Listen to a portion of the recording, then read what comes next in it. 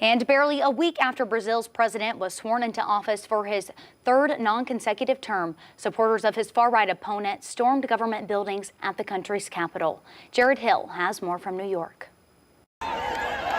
These were the dramatic scenes from Brazil Sunday. Thousands of supporters of the country's far-right ex-president, Jair Bolsonaro, stormed the Congress, Supreme Court, and presidential palace in Brasilia. Some of the demonstrators called for a military intervention to restore Bolsonaro to power.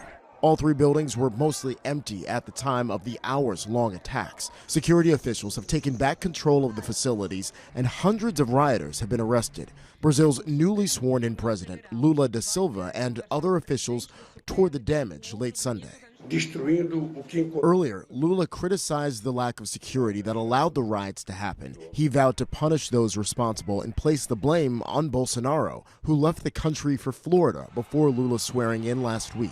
On Twitter, Bolsonaro denied Lula's condemnations of him and gave support for peaceful demonstrations, but added that invading buildings is unlawful.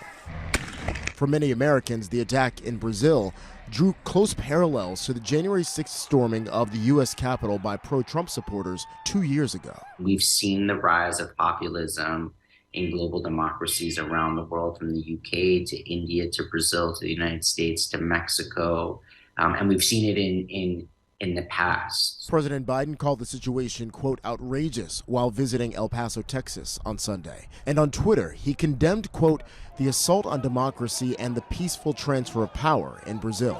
Jared Hill, CBS News.